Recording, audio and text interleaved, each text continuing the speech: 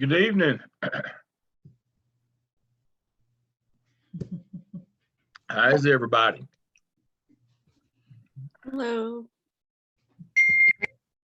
All right, everybody's buzzing in. Sarah, you're with us this week. I am. How's softball going? Well, we lost out, so we got beat in the 4th round. Well, it's good that you got that far. Who'd you lose to? South Stanley. South Stanley. Yeah, they made it. They made it to the state last year and were runners up. So I'm okay with that. Is that y'all, Meredith? That's us. That's Good luck them. to y'all. They're good. Mhm. Who are y'all playing? Do you know? I'm not sure. They're playing tonight, but I'm not sure who it is. South Stokes. They were in our conference too. Yeah. I'm trying to remember if it was Stokes or Surrey. It's been a day or two ago. When I was high school principal, we had our baseball team had to go up there, and I don't remember why we would have been playing them. Because was that back when they did the 4A, 3A combined league or whatever, maybe in that area? Because we were 4A high school. Actually, we were 4AA. But we ended up going up there and playing. They take it very seriously. They well coached, not nearly as much talent as maybe some other teams, but certainly could play. Nice part of the world. Well, Sarah, you get to start us off tonight. Welcome everybody. Since you didn't get to tell us about you last week, and so you got to tell us about yourself tonight. You got to tell me what guitars you got in the room with you. Well, I don't have any musical ability. That's all my husband and my son. This is their music / hunting, fishing, whatever room. And then we also have a dog kennel over here, so we've got a little bit of everything going on. Yeah, you got it all. Yeah, but I think everybody kind of is familiar with my crazy life as the AD and coach and at Charlotte High School. So it's nice to. I'm not glad we're finished, but it's kind of nice to have a breath for a minute too. So I'm glad to be here with you guys. Well, thank you. You sound like me.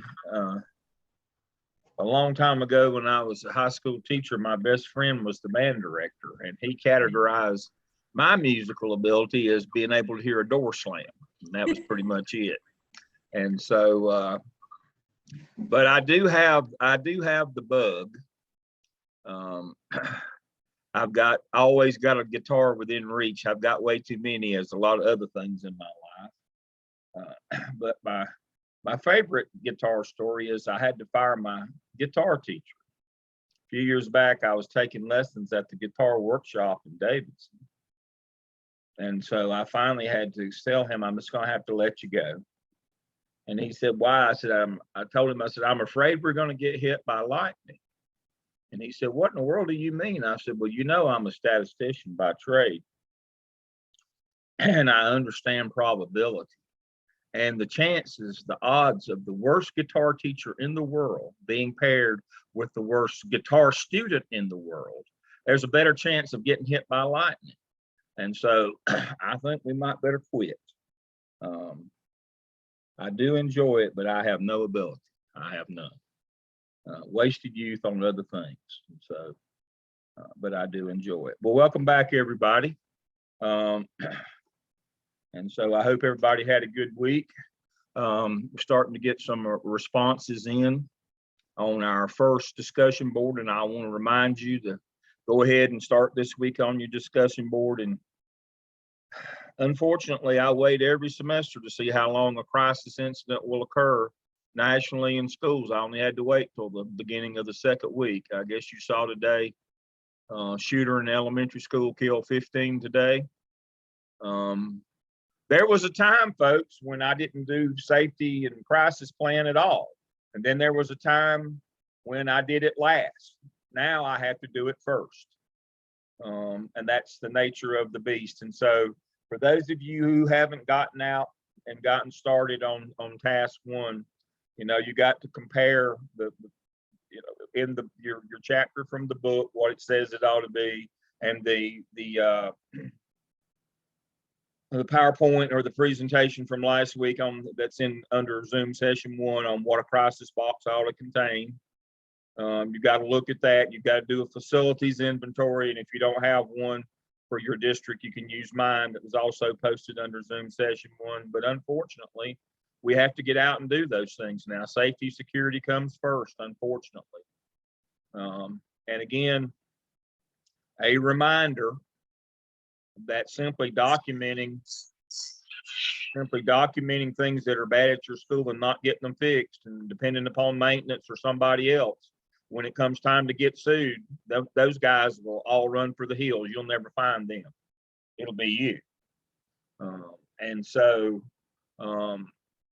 some of the things that have been coming in my 2 classes that are most concerning is traffic, students parking and walking through lots. I have one that came in today. The exceptional children's parents are using the bus lot. Oh, that's not good. I'm just going to tell you, you can't win those in court, folks. It doesn't matter how many signs you've got up or if it's been going on forever. If somebody gets run over and that car wasn't supposed to be there, it's going to be you. So please make sure you take your inventory seriously. Make sure that you check your crisis kits out. Make sure all those things are there and they're up to date. Now on the financial piece, many of you are coming back and you're finding your budgets have all the things in them that they need to have, federal, state, local, and school funds. And you're beginning to learn, boy, there's a lot of codes. There's a lot of different ways and a lot of different things. That's what we want. This is one of those things where it's important to know what you don't know. I'm not asking you to learn all those codes right now, but you need to know that there are all those codes so that when you get your job, you'll know that I just can't spend money willy-nilly and we'll figure out some way to make it work. No, you figure out how to spend it first before you spend it because those codes are very restrictive. In terms of the 5 most important steps in budgeting, it really doesn't matter what they tell you. What's important is that they tell you that they have 5. That's what's important. Is that they know going into that they have a plan going into the budgeting process, and that plan includes making sure that you circle back to that school improvement plan. Doesn't do any good to build this wonderful school improvement plan that we're in the process of building. You built the first 2 pieces in you built the academic piece, then you built the human resources professional growth piece. Now this semester you're going to build the master schedule. Doesn't do any good to build all those things if you don't put any money behind them. You've got to put the money behind those things. So that's what you're going to be looking for in your first activity. In your second activity that's coming up for this week is human resources, just like tonight. Now, one of the things that I get sometimes in answers from students are, well, it's the same for everybody. No, it's not. The federal law is the same for everybody, but the process is different from everybody. So what is due process? Due process is what the law says you're supposed to get, and it has 2 functions. Due process we'll talk about every week. There's due process in discipline, due process in personnel. There's due process in everything. And so there's substantive, and that's the first part of due process. What does the law say is supposed to happen or not happen? That's substantive. The second part is procedural. what procedure did you follow that law or not? And part of the problem in personnel is understaffing at the central office level, understaffing at any level in the business, or poor staffing. And what I mean is this, as I told you last week, I worked in a low wealth district, or two of them, and you did everything as a principal. You did the advertisements, you screened the applicants, you read their resumes, you called the references, you referred them for the back. You did it all. You did everything. I worked in two high wealth districts. The last one that I worked in, you did nothing. All you had to do was just point, I want that one. Everything else was done. Everything else was done. Somewhere in between those, you'll find your district. And the problem is the law says these are the things that has to happen. Employment law, federal law. And they don't say who has to do them. They provide the substantive, the substance of due process, what has to happen. It's up to your district to interpret that as who does what, where, and when, and why. And you better know, because it not only changes from district to district, I've even seen it change from school to school. You know as well as I do, when you get out in some of these rural districts, there's some of those old time principals, they do everything for them. And then the new people, you're just on your own, go fish. So you better know how it works, what the federal law is, what's supposed to happen, you know, and what's not supposed to. Now, tomorrow I've got a session. I'm going to be trained tomorrow in personnel law. I'm so thankful for that. I probably wouldn't survive without it. But I'm on a hiring committee at Gardner Webb, and they assume that we're all idiots, which is not a bad assumption, really. You know, that's fair, I guess. And so we're going to be trained in the questions we can and can't ask tomorrow. Well, since I've been doing this this is my 42nd year, I figure I'll be okay. I probably will be able to keep up, but maybe not. But the notion is Gardner Webb is going to cover tomorrow with us. As I've been on a dozen or more hiring committees over the years, but they have finally decided that maybe we ought to train these people. They're asking inappropriate questions. We're getting sued.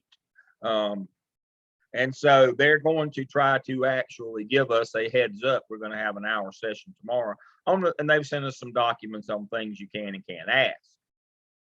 Well, that's the substance of the law. These are the things you can and can't do. But the problem is when they can tell us tomorrow not to, but I know there'll be somebody on the committee, because there is, every time I've been on the committee, didn't matter what school or department it was on, somebody will ask an inappropriate question because they can. They always do. And what you've got to do is make sure that when you put together your interviewing committee at your school, that these folks know what not to do. And you need to make sure that, you know, sometimes when you have a group interview, the second level interview, when you have maybe your school improvement team and some community members, you really can't stop them from asking foolish questions or inappropriate questions. But you can make them aware of the things they can and can't answer. So I want to share my screen with you tonight. And what I'm hoping that somebody can tell me this without having to go back. And again, unfortunate. Those makes me feel bad to see that stuff. Dr. Caton and Maraglia's folder. Has anybody tried to open that? Will it open for y'all? It should. And so here's what I'm talking about. These are two principals. Both are sitting principals that work with me. And this is their folder of things that I'm talking about now. Teacher evaluation, interviewing 101. This, you know, what you should and shouldn't do. Interviewing protocol. What goes on. Background check instructions. Evaluation timeline. But they've got background checks, they've got interviewing, All these things are here in there for their districts. They've got some things for teacher evaluation in there too, which you will also hit tonight. I mean, human resources runs the gamut and what's important, all the way from hiring folks and then working with them in that professional growth plan to evaluating folks. Now, you know they're evaluated on the basis of the North Carolina teacher evaluation system. And here it is, teacher evaluation process, and it goes through all of that, and you can read it. But the one that I'm most interested in you seeing is, and why we cover it, that's why we at Gardner Webb really stress it through the APTEL in your second class you had last semester. Teachers demonstrate leadership. That's the first standard. That's what we really got to see out of teachers, both leaders in the classroom and leaders school-wide. And we evaluate teachers on that basis. That's very important. Of course, the other standards are important as well. Teachers establish a respectful environment for a diverse population of students. Teachers know the content they teach. Teachers facilitate learning for their students.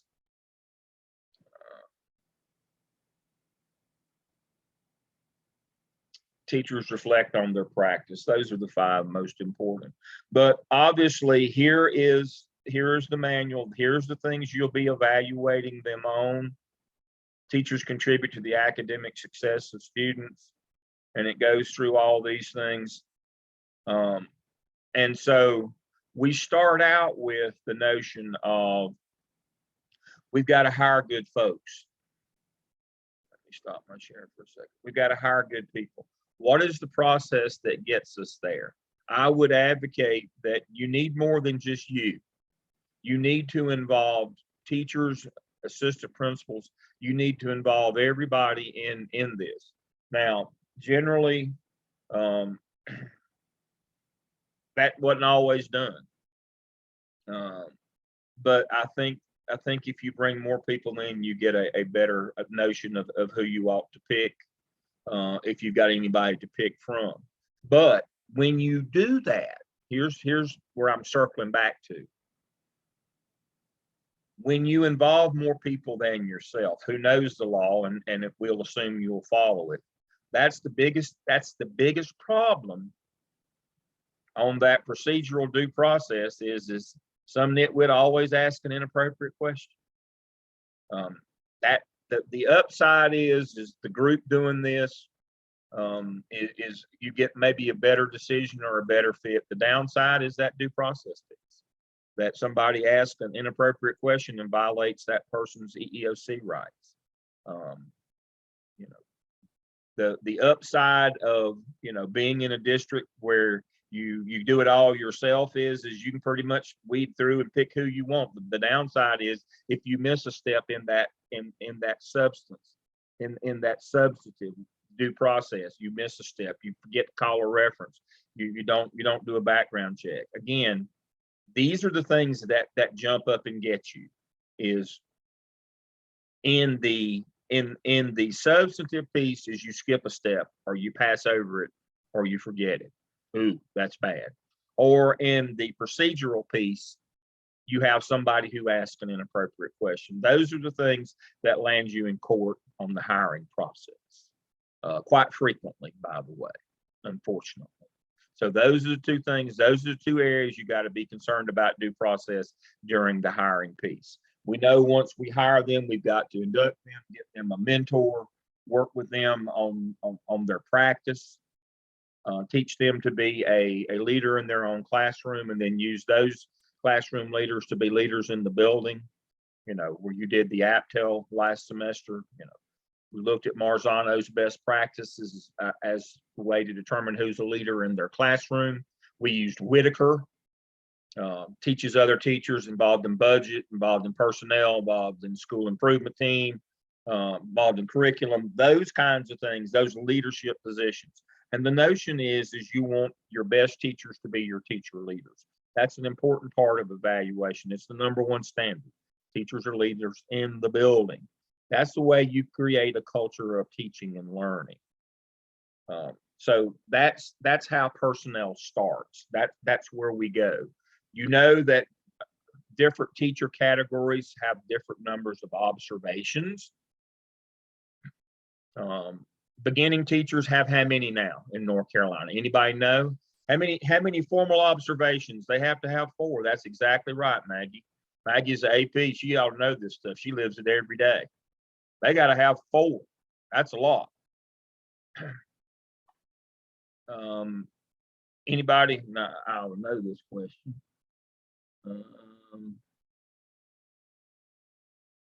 Kaylee's in Charlotte, but she doesn't work for CMS. CMS asks principals to walk through every teacher's classroom every day. Let me say that again. They want informal walkthroughs in every teacher's classroom every day. Right before she retired, I talked to Maureen Cockerline at South Meck. Maureen and I came to Charlotte at the same time many, many years ago. And she was the last of our group that was still a principal that hadn't either retired or gone to the central office. And I was talking with her. And she said, I've got 220 teachers. I've got me and 6 APs. How in the world? That's 7 of us. How in the world can we do? And said, that's 30 teachers a day, every day, to walk through their rooms for 15 minutes. Somebody do that math. That's a 7.5 hour day. It's impossible. It's just impossible. And then you got to do your formal observations. The more BTs you've got, that's beginning teachers, by the way. The more BTs you've got, the more observations. You got to do 4 formal on them. You say, well, that don't take but about an hour, hour and a half. No, it takes about 2 weeks. Maggie, talk to us about what the process you got to go through to evaluate a beginning teacher.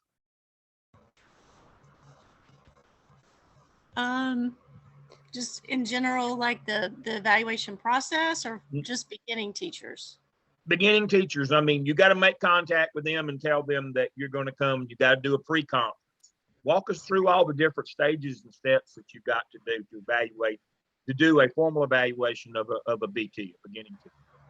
Right. Yeah. A pre-conference, and then the observation, and then a post-observation conference. They have 3 of those, and then they have a peer observation, and then you do a summative, which is a summative of all of those that you meet with every teacher. So I don't know, what am I missing? No, I don't, as the assistant principal, I don't do any of the first year teachers. Those are the principal does all of the first year teachers. So, but it just, we start with that, which is very, very, very labor intensive. It's time. There's also the notion here with these folks that if they are below standard, you've got to have an additional follow-up meeting with them as well. And I hate to say this, but it's a sign of the times. There's not many beginning teachers that you get nowadays if there's something not below standard. It's sorry. It's just the way it is right now. There's so few teachers coming out of teacher ed programs. We're taking these residency teachers, what we used to call lateral entries. We're taking all these folks who don't have, never student taught, never had any training whatsoever. What's the probability that none of them won't be below standard on their first few observations? Same, that probability is greater than my hair growing back. I mean, that's so low. I mean, it's just not going to happen. So observations eat up a lot of time, but you can't, my point is, you can't shortcut them. You got to do, again, it's due process. Evaluation is due process. Again, what does the law say that they're entitled to? And then what did you do? What the law says they're entitled to is the substance. That's the substantive due process. What you did is procedural. Did your procedure follow the substance? If it didn't, you're going to lose in court every time. Every time. That's just the way it works. There is a procedure on how, pretty much for everything that a school administrator does. Now, but there is a due process procedure, but the trick is, did you follow it or not? did you have enough time to follow through on hiring all the hiring things you were supposed to do? Did you have time to follow through on all the evaluation things that you were supposed to do? Now, a point along the way here, Maggie is a part of the team. They've divided these observations up. The principal's doing the BTs, the first year folks. But everybody's got to be able to pull their weight and do their part.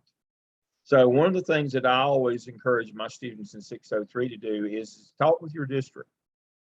See if you can get in before you get hired in an AP role. See if you can get hired, see if they'll let you in and do the teacher evaluation training. Some of you have been mentors or coaches or facilitators. Hopefully you went through training for that. If you didn't and you hadn't, that would be a feather in your cap if you could get certified to do evaluations before you get your job, because that's one of the hesitancy factors for principals hiring new APs is how long are we going to have to wait till they can get certified to do observations, and that throw the extra load on all of the other folks. So how long is that training, like your certificate or like once you've been trained, how long would that last? Because my principal is wanting me to do that this summer, actually. How long does the training take, or how long is it good for? Good for. It's generally good for the same as your certification cycle, generally 5 years. They kind of link it to your certification cycle. And so if you do it now and you don't want to get a job next year, it'd still be good the year after. They might have you brush up a little bit, but it'll still be good. It's generally good for 5 years, unless there's always a caveat in the law. You know how that is, Cam. Unless the evaluation system changes substantively. Now, Okay. and when that happens, everybody has to go back. Right. Well, I tell you what, I was principal in Rutherford County when that happened, and we had to get everybody recertified all of a sudden when we moved from the old 4-point evaluation system to the 6, and everybody had to be retrained, and some of the folks didn't. It's one of my favorite stories, but it's one of the saddest stories about in my career is in the high school where I taught, we were a very rural, well, we were in a rural area, but we were the best high school in the area because we had the doctors and lawyers and Indian chiefs. This was the time before privates and charters. And all county seats in small towns have the best high school because they have the best students. But we had a chance, we had a lady who was coming back to the area, was moving back because her parents were elderly and she wanted to take care of them. And so she came back, and she was the reigning National Science Teacher of the Year. And she was coming off the year sabbatical where she'd got to travel all over the world, and she was hired at the high school, and the principal changed. And the new principal came in, and he hadn't been trained on the new system. And so at the end of the year, he gave her all 4s on a 6-point scale because he thought that was the highest that you could give. Not the smartest fellow that I ever worked with either, by the way. And she resigned. She left. And that high school was worse for it. And so because of horror stories like that, now pretty much, if there's any kind of change, everybody has to go through retraining. So as long as there's not a major change in the procedure, you'll be good for 5 years when you get trained. Now, the training itself, it's been a while since I've been through it. The last time I went through one, it was 8 hours. Is that still about right? I was told a couple of days at the DO. So. Yeah. Where do you get signed up? I was going to ask y'all, where did you get signed up? Cam, are you in North Carolina or? I'm in South Carolina in Fort Mill. My principal said he was going to send me the information, but he has yet to do so. But I will happily pass that on. Okay, I'm in North Carolina. Yeah, I'll ask my principal too. I didn't know we can get trained ahead of time. Ask your principal. Some districts will let you if you're a clinical intern. And some will say, no, we got to wait till you get hired. But now, because of the shortages, they're letting people go get trained now while they're still interning. So I would certainly ask if I could go and get trained. And you can tell them I'm in my law class, I'm halfway through or further. And most of the time, and I've already had my academic and my professional growth, I've already done that. Most of the time they'll let you go. and let you do that. Now you can get some practice. I would, and that was in Dr. Maraglia and Dr. Caton's folder. I would, even if you can't go right now, you can do some peer evaluations, and they had some documents in there about that. You know, sometimes your principal wants you to do that first, kind of like training wheels. You know, make sure make sure you don't hurt anybody. No sharp objects, kind of thing. Training wheels. That first time or two out, and that's why we had you do some walkthroughs last semester. If you'll remember, that was kind of your first introduction to getting in a room. This semester, if you can do some peer observations, and if they let you get trained and do some real ones, that'd even be better. But that's you know, that's the next step. You've done walkthroughs. The next step is peer. The next is, you know, real ones that you actually turn in. But you're going to find that it takes a while. Yes. Dr. Lamb, is this something that we could do through NESIS Oh yes. if we're in North Carolina, or Yes. is it in person? No, they've been offering it. They've been offering it online through. Okay. You know, everything is still kind of changing. Some districts are still doing as much stuff online as they can. Others have put the fatwa on that and won't do any more, you know, Zoom unless they have to. But it has been for the last 2 years. It's been offered that way. Okay, Sure. thank you. Sure has. But yeah, you just talk with your principal.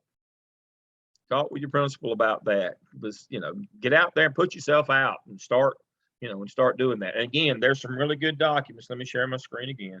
There are some really good documents from Drs. Caton and Maraglia. Dr. Maraglia is principal at Aiden Grifton in Pitt, and Dr. Maraglia is in Charlotte Middle School. And so here's some really good, some documents, some interviewing, you know, things you can and can't ask. Teacher evaluation training. This is, you know, this is what it consists of.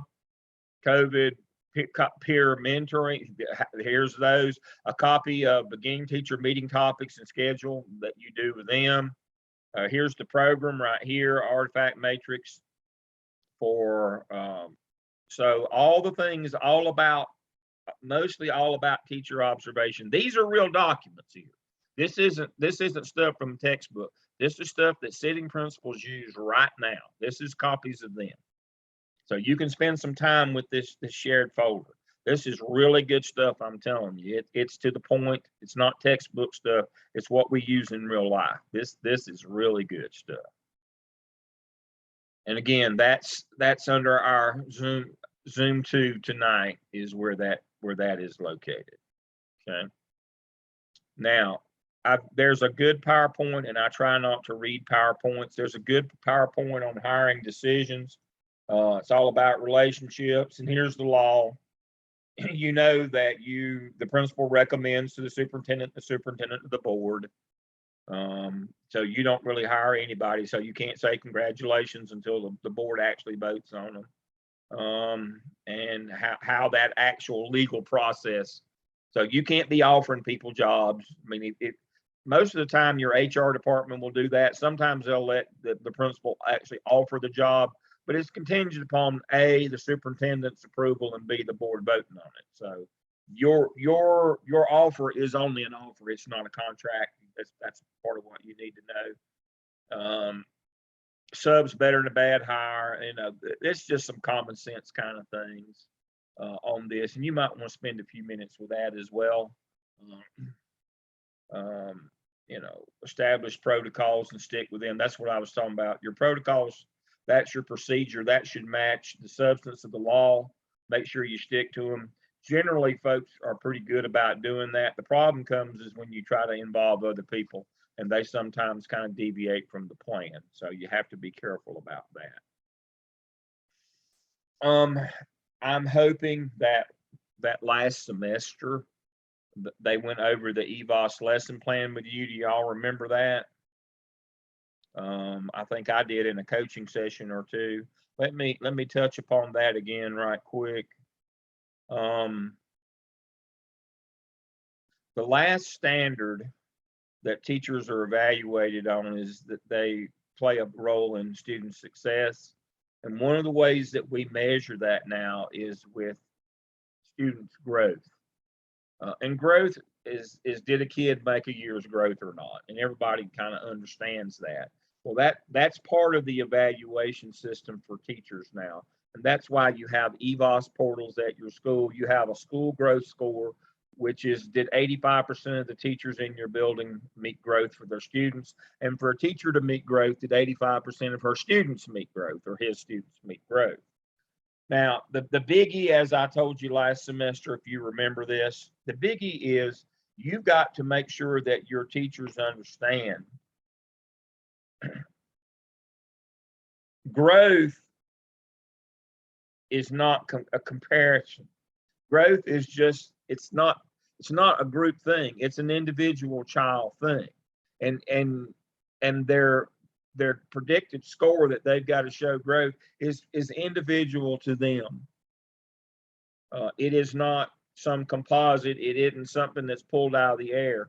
And you've got to make sure that your teachers don't fall prey to some of these wives' tales that are told that, oh, it's easier to get growth with this group than that group, or that. Every student has the same capacity for growth in terms of the score that they have to make is calculated for them as an individual. And so we know it's just a linear regression that came out of an analysis of variance. And here are the things that matter. Here are your independent variable, your dependent variables right here. Race counts 30%, and then on down the line. Mother's education, father's income, teachers only 10%, school district, school grade, age, gender, previous test scores. And when you do the algorithm for that, here's where one is done. This kid's got to score 55, got to get 55% of the questions right on the third grade math test. In order to show growth, he's got to get 99 out of 180. I mean, that predicted score is individualized for that individual child. But one of the things that teachers fight you the hardest on at evaluation time is student growth, or is student achievement. They understand that they will be evaluated on their input, what they do, their lesson plans, their presentation. They understand that. Where they kind of deviate from the plan is they don't like to be held accountable for student outcomes. But you have to explain and in your building that every child can make growth. Every child, no matter what situation they're in. All that stuff is, all that stuff is corrected for. We control for all those variables. And that's the one thing, I mean, teachers understand that they're going to be evaluated on, did you do your lesson plan? Did you show up on time? Were you planned? Were you prepared? Did you manipulate the 9 high yield strategies? Did you do all the parts of the lesson, the guided practice, the independent practice, teacher input? Did you do all that stuff? And they're right with you until you get to the point where we're going to look at student outcomes now. And all of a sudden it's, wait a minute, you stop preaching and now you've meddling, you've gone too far. How can you hold me accountable? Well, that's what we have to do. We have to hold teachers accountable for student outcomes. And if you do the things that you're supposed to do, that 10% that variance that a teacher has, that kid will make his growth if they did what they're supposed to do. But you have to work really hard with your faculty through the teacher observation process to get them to understand that they have to be involved in the outcomes, that's part of the evaluation system, is that they have to be involved in those outcomes. Do they use that data for students on the extended content standards? Because I know it's been a couple years since I've been in the classroom, but I was never evaluated based on any EVOS data. We do now. We look at that growth data. We look at that growth data. Different districts use it, add it in as much as in North Carolina. You can do up to 25% of a teacher's evaluation on EVOS. You can do as little as 5% of their evaluation on EVOS. But everybody has value added, everybody. Gotcha. And their school growth. Dr. Jamal Crawford that works with us, he's actually at High Point at Kirkman Park, or is just leaving Kirkman Park. His school made 3.5 points of gain this past year, and which is almost unheard of. But again, we don't use EVOS to give grades. We look at EVOS in terms of how much value teachers add. And so, yeah, we look at every, we control for every student in the building. We understand that. And so now there may be some kids in your building that don't have to get but 10% of the questions right. But what we're trying to isolate is how much value teachers add. That's that last standard. Teachers are responsible for the learning of their students. I feel kind of a little bit like I'm at a bit of a disadvantage in my position because I've never really like seen what EVOS looks like. So like what data points are used to assess? All right. So I'll share my screen and we'll go back. So for 20 years, North Carolina collected data, and states have to collect data for about 20 years. And they dump all of those test scores, and this 602 lesson plan explains this. They dump all of those into a big database and they run an analysis of variance. And from that, you build a regression equation. And so here roughly, it varies a point or two year to year, but here are roughly the variables that they look at. And so race, mother's education, father's income, and the percentage of variance that they have varies just a little bit every year. That's why it's called variance, by the way. But this is pretty much where they are. I've seen teachers as high as 11 and as low as 9. But that's pretty much how it breaks out. And so we know all these things about a child. And so when we sit and we look at that child, we look at their demographics. So here it is. Jamar is a 3rd grade student in Charlotte Mecklenburg. His variables are, he's black, he gets 20 out of 30. If it's white, it'd be 30 out of 30. If it's Hispanic, it'd be 15 out of 30. That's not racist. That's numbers. That's how much of the variation that race plays in test scores. Now we can talk about why it does, but we're just doing the numbers here. His mother has less than a high school diploma, she gets 5 out of 15, or the student does. If the mother had beyond a 4-year degree, it would be 15 out of 15. No father in home, 0 out of 15. Why do those two matter? If dad makes enough money, mom stays at home. If mom stays at home, who does seat time with children and reads to them when they're young? That would be mama. All right, teacher 10, CMS is a high wealth district. Low wealth district like Robinson in the Leandro case would be 2. Billingsville is a takeover school, so that'd be 0. A high growth school would be 5. Grade 5, he's in the appropriate grade. He's not a repeater. However, he was developmentally delayed. So he's not age appropriate for the grade that he's in. He's never repeated. He just started late. So he gets 3 out of 5 points. Gender 5, because it's a math test. If it's a reading test, he'd get 4. It's the opposite for females. They do better on reading than math. Previous test scores 2. He was not on grade level according to M-class data coming out, or I-class and M-class data coming out of 2nd grade, what we commonly refer to as dibbles. So his equation looks like this: 20, we take all the points that he's got, add them together. So he's got to make 55%. He's got to get 55%. If he gets 55% of the raw score questions correct, he'll show a year's growth. There's 180 questions. He's got to get 99 out of 180. That would represent a year's growth.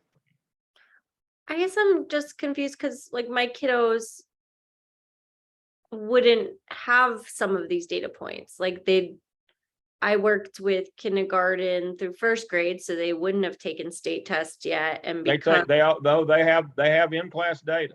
Absolutely, they have M-class data. Mine did not take district tests Why not? because they were on the extended content standards, and so the iReady and NWA was not developmentally appropriate for them. They Well, wouldn't have been. but the we're page. talking about if they're not in some category like that. Now they have a different scale for them, but we're not talking about the exceptions. We're talking about the rules. Every kid that comes through, unless they're on some kind of an extended contract, has all the demographic variables that you saw right there. We know those things about every child. Now, if we've got a self-contained group over here that's different, that is different. But everybody else other than them, there is all that data is available. But again, one of the issues that we have is folks will, there's a reason why, all that stuff is controlled for. Well, he comes through, there's no father in the home. We control for that. His mother doesn't have much, we control for that. He was behind when we got him. We control for that. All those things. Now, if there's an exceptionality that precludes this stuff, now that's an outlier. That's not in the norm here. But other than that, unless they are just a self-contained child of some sort, this model, they have a predictor score, because we know all these things about them. And what we're trying to do is control for everything, and we assume the teacher at 10. And so if the child doesn't make growth and we control for all the other variables, that tells us how much value the teacher did or didn't add. And that's what we're trying to isolate, is how much value do teachers add? That's the whole notion of teachers are responsible for the learning of their students. Now, some states, as I said, North Carolina is on the low end of how much and South Carolina is too. There are 36 states that use some form of value added and have a standard where teachers are responsible for the learning of their kid. 36 or 37 states do that.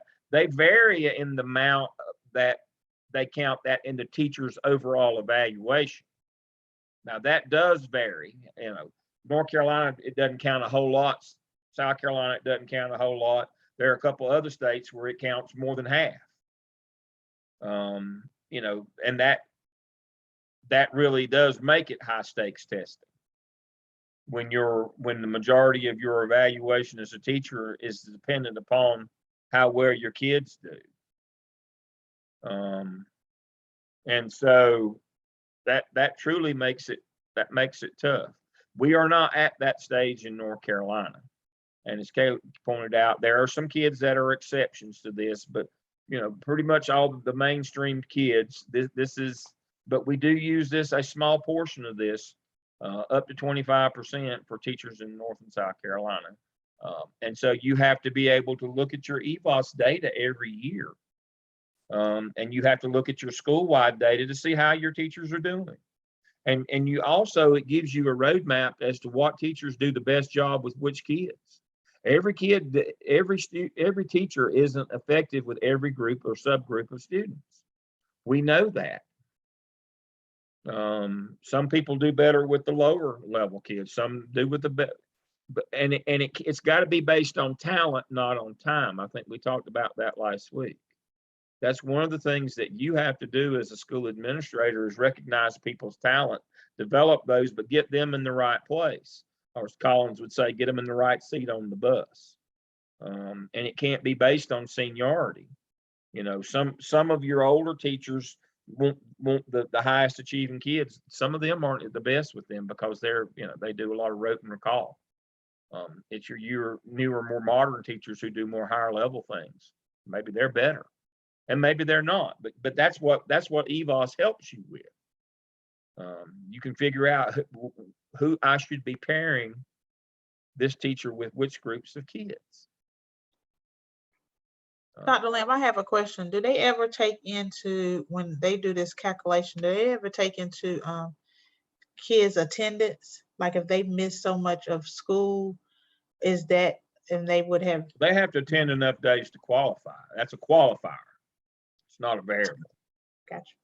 Thank And you. so they've got to attend 80% of the time or they don't qualify for testing. I mean, yeah, that's any, I mean, that doesn't come back. So yeah, that is factored in, but not into the formula. It does not, it's not a variable in the formula. It's a qualifier. So attendance matters. We know the more they come, the better they tend to do. All right. So that's teacher selection, making sure you follow due process to hire folks. Once you hire them, you have to evaluate them. We evaluate them on the instrument, the teacher evaluation instrument that is that manual, but there's the caveat of growth. Because of that last standard, teachers are responsible for the learning of their students. We have now added EVOS, value added, as part of the teacher evaluation system as well. That way we can try, and for the purpose of trying to isolate how much value that teacher added. We can't just say, well, you know, this teacher over here, all of her kids made A's and did a real good job on the exam. They may have been the best kids in the building. This teacher over here, her folks didn't do as well, but did they make growth or not? And that growth is what is that value added for that teacher, not the absolute score like in comparative accountability. It's how many of your kids, do 85% of the kids in your room make growth?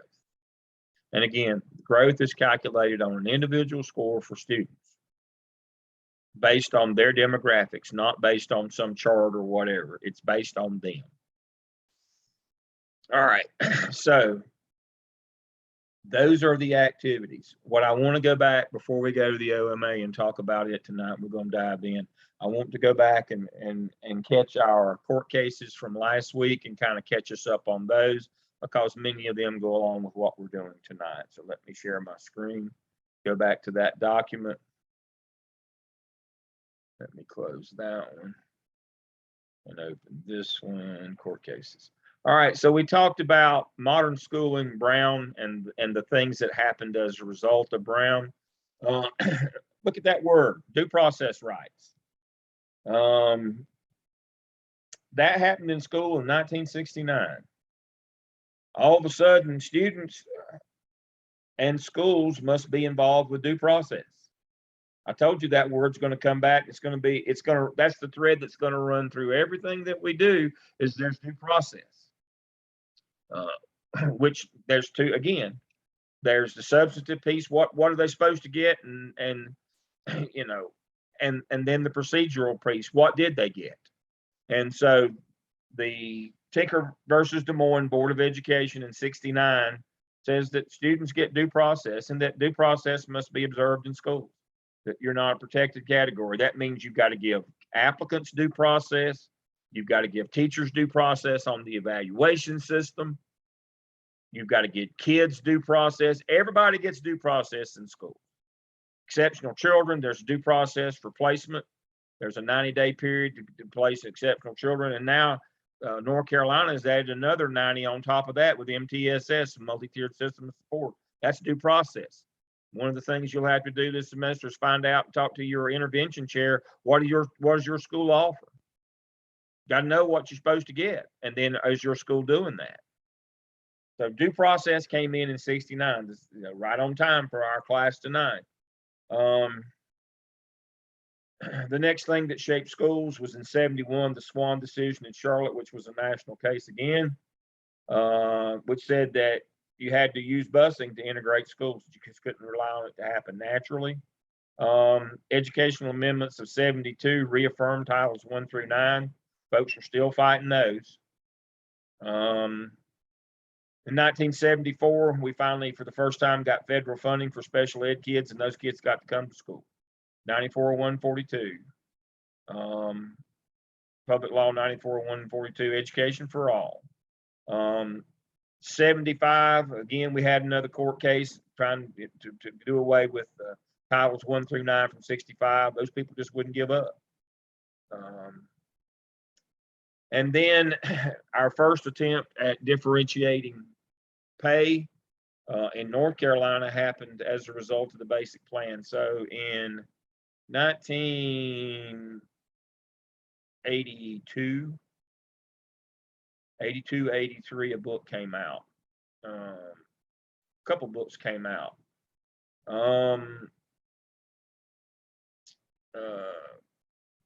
A Nation at Risk was a study, and then The Lost Crusade, Dying Rabbits. But anyway, all these books came out in 80, 81, 82 that said public education had gone to hell in a handbasket, that kids weren't getting what they needed in school. And so states, since education is a state function, everybody knows that education, public education, is provided for by the preamble to the Constitution. It is not in the Constitution nor the Bill of Rights. The preamble to the Constitution said that states may provide public education.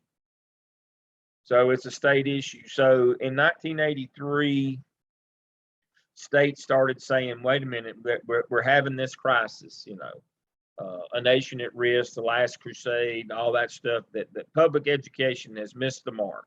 We've got problems. We've got to fix it. So we got to make sure that all of our kids get a basic education. And so states in 83 and 84 started by passing basic education plans. And they all stood back and sprained their shoulders, patting themselves on the back in the General Assemblies, because the law said every child gets a basic education. And then some smart guy in the back popped up and said, well, what is a basic education? And they said, we don't know. We have no clue. We don't know what a basic education is. We just want all our kids to have one. I guess reading and writing and arithmetic. Somebody said, well, that's not a curriculum. They said, but wait, we'll write one. Took them 5 years. From 1984 to 1989, states all across the country, North and South Carolina included, set and wrote a state curriculum. North Carolina, it was called the Standard Course of Study. They were in big, thick white notebooks. Anybody old enough to remember those? I mean, big, thick white notebooks. And I mean, they had them like for kindergarten, all the grade, you know, and then they had them for all the courses in high school and all the middle grade class, had a big standard course of study. And then they stood back in 1989 and patted themselves on the back again. Their shoulders had healed up that 5 years in between. And they patted themselves on the back again and sprained their shoulders again. You know, all right, this is what a basic education is. And then some wise guy over here on this side of the room said, how do we know they're getting that? They said, what do you mean? Well, you said that kids get a basic education. Yes, we did. And you wrote a curriculum that said, this is what it is. How you know that teachers are teaching that and the kids are getting it? And they said, we don't. We better devise some kind of an accountability system. And that's when performance-based accountability was born in 1989-90, which became the state ABCs, which is now the accountability program. And that's how we got there. We'll test kids to see if they got it. So we developed criterion reference tests for high schools, EOCs, and normative reference tests for elementary schools, EOGs, end of grades, to make sure that kids are getting that basic education that we promised them. And then somebody said, boy, that's a lot of extra work on teachers to make sure kids learn something. So let's differentiate pay. Let's start a career development program, career development pilot program. And I was principal at a state pilot, and then I worked in a Charlotte-Mecklenburg was its own pilot when I got there. But the money didn't last long. They tried to differentiate pay by how good you were, but they found out after a couple of years they didn't want to pay for that, as we know now. I mean, just like teachers in North Carolina, in order to get beginning pay, from 30,000 to 35, you borrow 5,000 from yourself, and so that's why you get frozen for 10 years. From 20 to 30 years, you have to pay back that loan they gave you, so you wouldn't starve to death in your first 10 years. So we know that they're not willing to pay, but that was the whole notion: is we'll develop teachers who can actually teach, and we'll pay them, and as they get better, and we'll make sure that. And that didn't work, and so then they said we'll just test them and punish them if they don't do it. So the first attempt, quite seriously, was from the positive. Back state cases. I mean, in 1984, the first notion is we'll pay people if they do a really good job, but then they said we don't want to do that. They said, well, they won't teach then. So that's when we started accountability and said, well, punish them if they don't. But the first notion was reward them if they do, but we didn't want to pay for that. And so it became punish them if they don't. And that's how we got into the accountability program. Accountability, it has nothing to do with teaching. It has to do with everything. With comparative accountability, it's about who you get, not what you do with them. Growth accountability is what you do with them. But we had to have somebody, parents had to have somebody to brag about that they beat over at the country club. So we got mired in that comparative accountability, which is all about who you got, not what you do with them. Growth's about what you do with them. So we got started off on the wrong foot, but we're trying to get it back on track where it's about growth. But we're now some, 35, 37 years in, and we still hadn't got it to where growth ought to be the only measure. We still want to say this school's better than that one, and this kid is ranked higher than that one. Now, if you want to start a fight, get involved with parents about who's going to be valedictorian and salutatorian. Them mamas will pull your heart out and show it to you before you die. And so we have made this blood sport, but that's the way it works. But what you folks need to understand is you need to create a culture of teaching and learning where everybody collaborates and shares, and that's a growth model, and that's what you're most interested in. And then we tried to change funding across the nation. The one in North Carolina from 94 to 98 was the Leandro case that we're going to talk about. We're going to talk about cases next week more. That's a big one. We talked about last week about funding. There was no change to that flat grant funding. Every pupil still gets the same across the state. We did get the lottery out of it because that was we'll get some Port Barrel money, and we'll give some one-time money, which is Port Barrel, to different districts for capital needs. Now that we've gotten out of it, and there'll be money, it'll be like manna from heaven. There'll be so much. There's not enough. My bank account's bigger than the money that comes from the lottery. Trust me. And so we did not change the funding formula. Exactly 30 years after Swan, we reversed it. No more busing, and schools resegregate. Districts have they have no duty to fix it. Now, I'll tell you, I was in the central office by then in Charlotte. I think it was like my first or second year in the central office. And I was not shocked that we lost that case, that stopped Swan after 30 years, the busing for integration. What I was surprised about was how fast schools reintegrated. I thought it would take 5 to 7 years. It took about 15 minutes. It was the most amazing thing I've ever seen. People just picked up and moved. Kids just left. It was mass migration. I'm talking about there was a line out of the guidance office with students withdrawing later that week. I'm not making this up. It became a safety issue. We had to send extra security personnel to schools to try to, people fighting in line trying to get in the front to get their kid transferred to the school they wanted to go to. It was amazing. It took about 15 minutes in schools. 30 years was gone just like that. That's the most amazing thing I've ever seen in my career, bar none. I thought it would take 5 to 7 years. It didn't take 5 minutes. Schools resegregated overnight. Boom. And we went back to the have and have nots. Just bing, bang, boom. And then when we went back, and we did that all across the country. And so then we got into No Child Left Behind, which says 2 things. Children don't have to go to the low performing schools. We talked about that last semester and semester before last with academic achievement. The other half of that is this semester's content is students don't have to go to persistently dangerous schools either. Oh, that's a new one. How many of you have heard of that before? Persistently dangerous school. How many of you knew that was in the legislation for No Child Left Behind? How many of you knew that that's the same penalty that you lose your job as an administrator as low performing? That's the piece that people don't know, that you don't find out until you're in the business, is the federal government says students do not have to go to persistently dangerous schools. And they define that. We're going to spend a night on that a little bit later this semester. I'm watching our time tonight. There are 16 acts of crime and violence. 9 of those count against your calculation. And you can only have 2 for every, what is it? 2 for every 1,000. It's half of 1%. If you exceed that total, 2 for every 500 kids, you go on a watch list. And if you do it 2 years in a row, they reconstitute your school. Dr. and Lamb, you're out. Yeah, do those children get busing? they did initially. We tried that one time in Charlotte, Mecklenburg, when Cochran got declared persistently dangerous.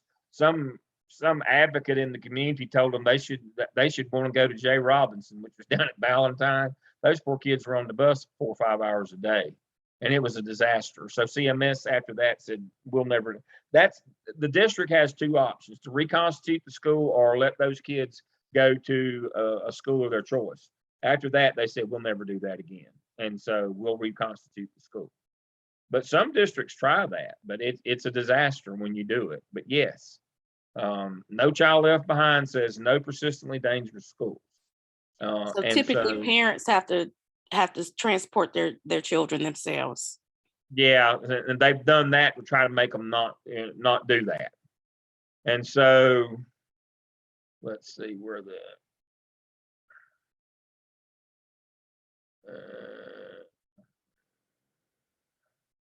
here we go.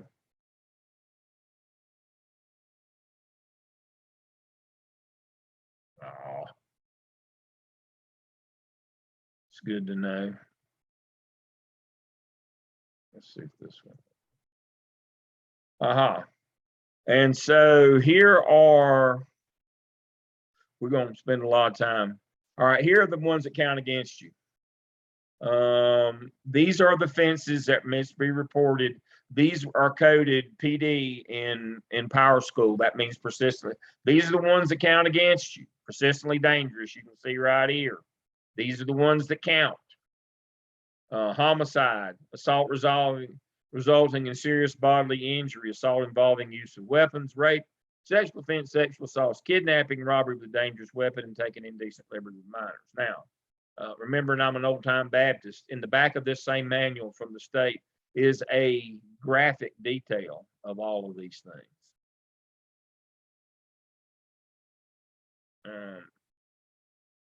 And those are the ones that count against you. And as you can see, when you have to put them in Power School, they have a PD code on them.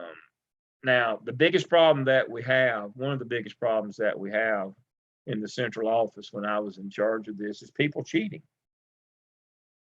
Underreporting, not wanting to report it, wanting to hide it, wanting to cover it up. Every week somebody gets fired covering up something, that. But underreporting was probably the biggest thing. And I had certain people that I knew all the time were going to cheat.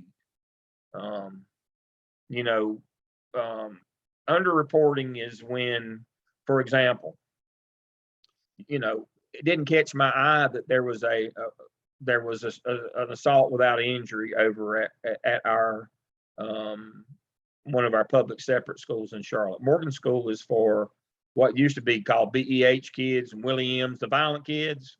And there was a BMT, behavior modification technician, over there. But anyway, they reported assault without injury and everything was fine. And I got a call one day. Was I assistant superintendent or deputy? I think I was assistant superintendent at that time. And I got a call and from the legal department that was, they were working for me. Anyway, said we're getting sued by BMT over at Morgan. And I said, what we being sued for? Because we denied his workman's comp claims. And I said, I went back and looked, didn't see anything. And they said that he was out of work for 6 months. He's lost the use of one of his arms, has had multiple surgeries. and he was hurt as a result of an incident at Morgan, and we've denied his workman comp, and he's suing us now. And you know, it looks like we're going to lose the case. And so I go over and I asked the principal, and she said, well, I said, first, why didn't you report what happened? Well, it would have gone against us on our calculation. And she said, besides, he'll probably get to use that arm again sometime, you know, he'll probably get better. And I'm like, he's had like 9 surgeries over the last year and all this money. And what are you talking about? He'll probably get better. Well, I didn't want to put that down because that would count against us. So in her next job, she didn't have to worry about that, about making those kinds of decisions. But that's the kind of stuff that goes on all the time. You know, that assault with injury becomes a simple assault. Well, then when you apply for workman's comp, it says right here there was no injury, denied. Simple things like that. You know, I had a principal get on TV at McClintock one time, and it was, yeah, it already changed from a junior high to a middle school. And said, we haven't had a suspension all year for fighting. Now, what that means, what the public heard is they hadn't had any fights. And I knew, hell, we were having to send people over there all the time, security places. I mean, it was an abattoir, it was a slaughterhouse. And so, but her deal is I just won't suspend them. And if I don't suspend them, I don't have to call it a fight. Well, you're under reporting. You know what the rules are. Then we get people, if I don't suspend them, I don't have to tell anybody. You have to report incidents. Doesn't matter if we report incidents, not outcomes. The law is very clear. You know, under that premise, if Cam shot me and he got away and didn't get punished, that means I'm not dead. No, Cam still shot me. I'm still dead. Whether we catch Cam and punish him or not, I'm still dead. I still got shot.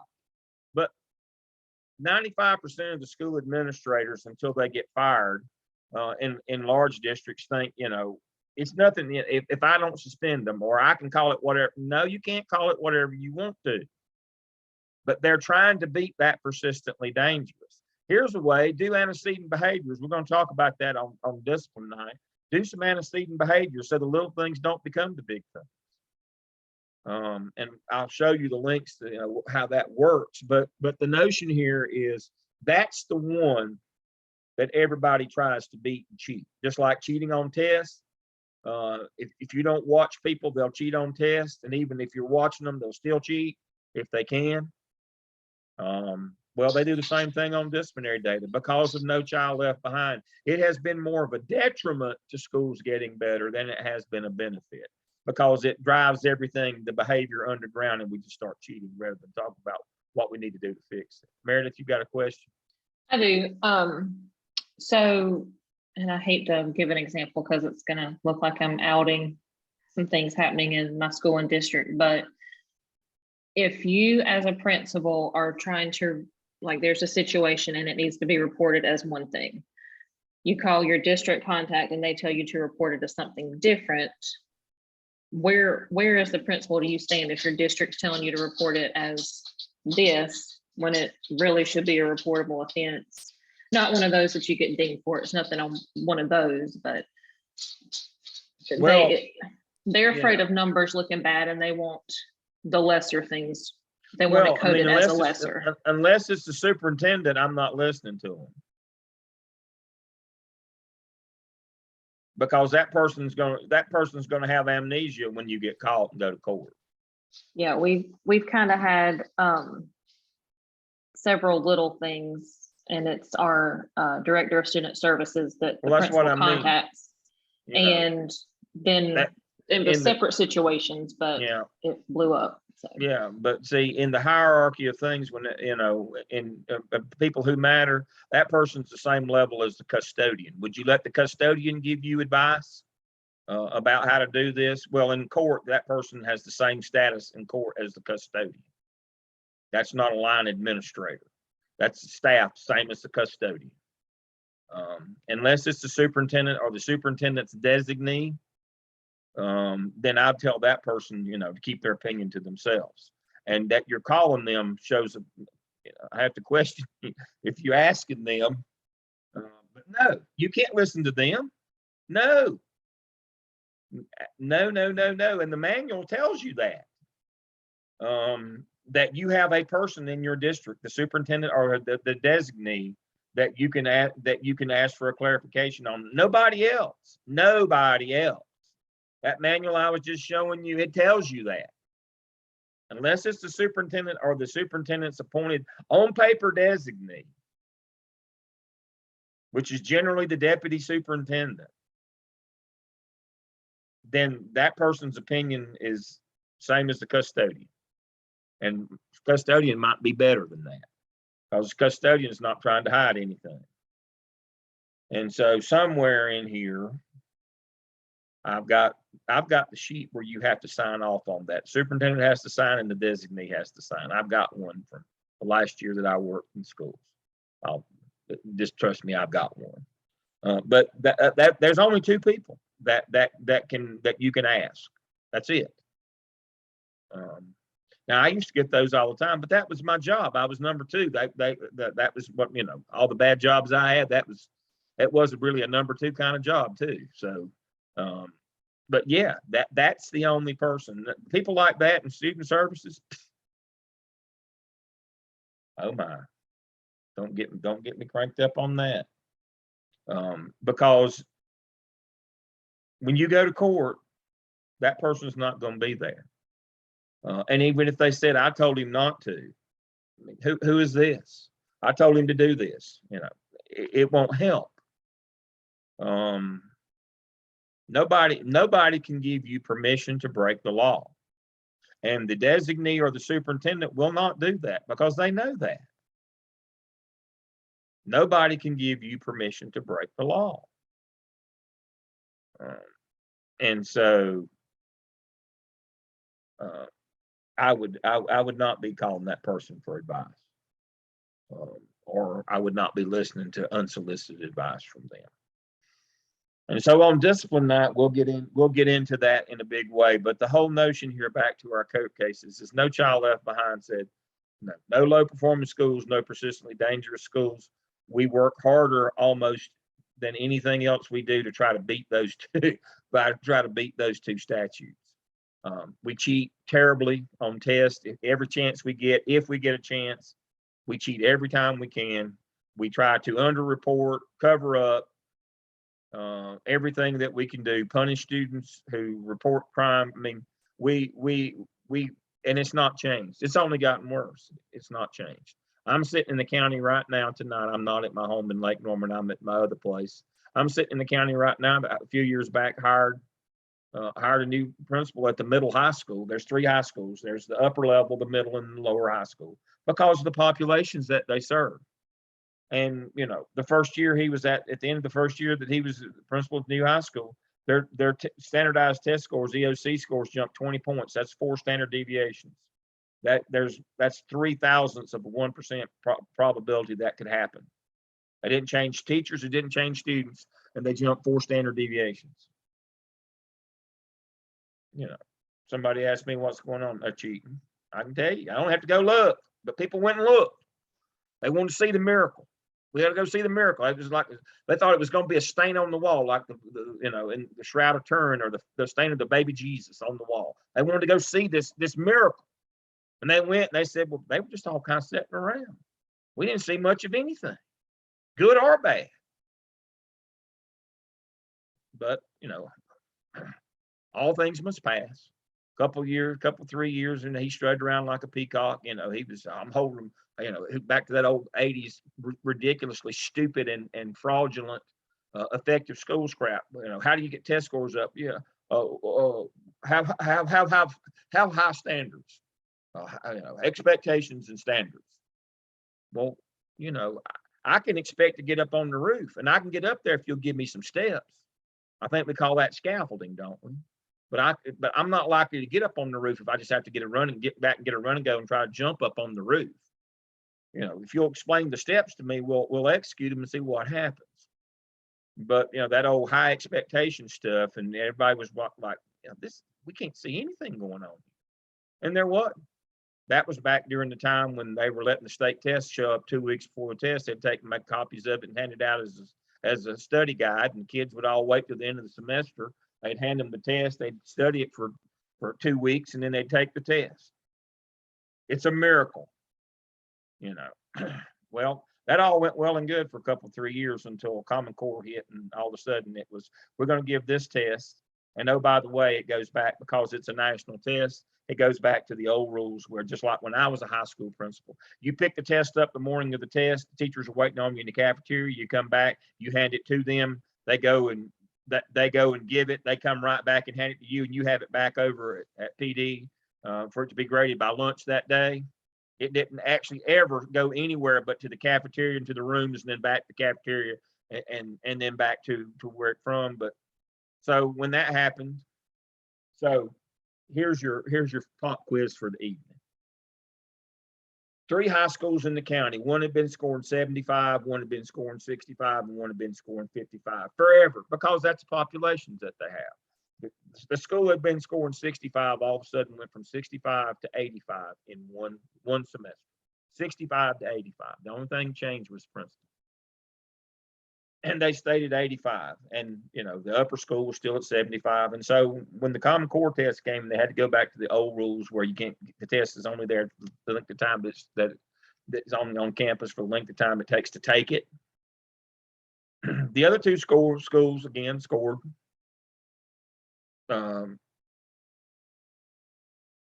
The middle school scored, you know, the upper school scored 75 as they always did. The lower school scored 55 as they always did. The school that had been scoring 65 and then went to 85, what do you think they scored? The other 2 schools scored the same as they always had. What do you think about the school that went from 65 to 85 and did that for a couple of years and established that new pattern? What happened when they got that test that they didn't have an advanced copy of? What happened? They probably were the lowest. How low do you think they dropped? 45. I was gonna say 50. 27. Because what were they sitting there doing all year long? On their phones, reading, talking quietly among themselves. They were just waiting for the study guide at the end of the year. So what little instruction had been going on, why would you do that? Just stop, just wait till you get the study guide. They didn't do anything all year long. And then when they didn't get the test they thought they were going to get, they didn't get the test and make copies of it and study it. 27%, they fell from 85 to 27, just like that. And they quietly moved the principal out. And I spoke to the superintendent. And I asked her, why in the world did y'all let him? She said, well, it didn't validate, you know, college scholarships, their rank, their credits for high school. I said, you knew he was cheating like a dog. You know him. I mean, his wife, if you know, he couldn't spell cat if you spotted him to C and the A. His wife pulled him through school. What are you talking about? You knew he was cheating. You knew he wasn't a miracle worker. But she said, because the fallout would have been so great. So would that principal ever be able to work again as a principal? Would he have the opportunity? Never. No, but he's pretty happy over at the bus garage. That's generally where people get sent. You know, you have to go time out at the bus garage. He's still over at the bus garage. I mean, I'm serious as I can be. Yeah. He's at the bus garage, but it would have caused such a consternation in the district to acknowledge that he was cheating like that. They didn't want to. And there was a lot of people in the county, you know, that have that NASCAR opinion in the rural part of North Carolina. If you're not cheating, you're not trying hard enough. You know, there would have been a lot of parents there at the school that, you know, would have thrashed you for trying to stop him from cheating, because they, you know, they got to strut around. We beat that bunch of, you know, you know, snobs up the hill there. We beat them for the first time ever. There was a lot of pride in the community about that, but their kids were the same, you know, same kids they always were. They weren't any smarter or any better. Probably were dumber. But yeah, there would have been a backlash from that community. We finally, you know, we got the right man for the job. We finally beat that bunch of snobs, you know, that bunch of Yankees from the county seat, that bunch of doctors and lawyers. How dare you stop us? But there wasn't much consternation or trouble when they fell to 27. And even the little poor minority school down the county there doubled their score, made 55 and they made 27. there wasn't too much fanfare about removing him as principal then. And so, but that's the length that people will go to cheat. But I'm telling you, if you get caught, it will go bad for you. You know, the thing about him is they moved him out without ever having admitted that. But most of the time it will end up in paper or in court, and you will lose your life, your livelihood, your liberty, your house. You may even have to go to jail for a while if you cover crimes up. And so the best you can hope for is to get your salary cut in half and be over to bus garage. That's the best you can hope for. More than likely, and the worst is you lose your liberty. You have to go to jail for a while. What was it? The AP that covered up the crime recently got a year and a half in jail. I mean, you know, you pay your money, take your chances. You know, nobody can give you permission to break the law. And if you do, you do it at your own peril. But that's the part of No Child Left Behind that has been detrimental to schools. Is we made testing high stakes where people are going to cheat. We made discipline high stakes where people are going to cheat. And we've made schools dumber and less safe because of that. But that's what happened with No Child Left Behind. Back to my screen. Moving on from that, and this is the Bible right here, folks. This comes straight out of DPI. It has all your laws about discipline data reporting, what has to be done, that we report incidents. It says who is responsible, that the principal is responsible. Ultimately, you got one person in your school. You got one. See, we report incidents, not outcomes. A suspension is an outcome. It doesn't matter. All these are required to be reported. These are your persistently dangerous for your calculation. It goes back to U.S. Department of Education. Since 2014, you got to report everything at the campus because we do our OCR out of this Office of Civil Rights. All these things, and it says who's responsible, what the value is. This technology authority to report discipline. It says so right here. State board policies. You get 5 per 1,000 or 1 for every 200. Again, that's half of 1%, as I told you. Now, don't be that dumb, like that dumb principal asked me is, well, I'm not worried. We don't have 1,000 students. It's a percentage. When it said, when I should say 5 for every 1,000, well, we don't have to worry. We don't have 1,000 students. No, it's a half of 1%. And here are all the things, all the rules. Zero tolerance. That's going to be important to your first case study. Zero tolerance is you put somebody out without giving them due process for a year. That's what happened to Bobby in our first case study. Here are all the offenses that you have to report, which is everything. And all these, what must be reported. Each school should have at least one person responsible for documenting disciplinary acts and consequences. That's your disciplinary data coordinator. School. It's usually an AP. Regardless of who determines the data to enter, the principal is ultimately responsible. Hear that part? Doesn't matter who did it. The principal is ultimately responsible. And you can ask your district disciplinary data coordinator. You can be that person. See this term right here what I was just talking about? There's only one person. That's the superintendent's designee or the superintendent. That's who the LEA disciplinary data coordinator is. They're the only people that can give you advice on these. That's one person. It's either the superintendent in the small, or in the large districts they have a designee, a deputy that does that. But somebody who's at the same level, according to in the view of the state, as the custodian, no. Right, not. And so it talks about editing. Every change you make is recorded, by the way, because we're all on state servers now. PDs or ROs have to have explicit authorization of principal in order to be entered into the system, because once they're in, you cannot take them out.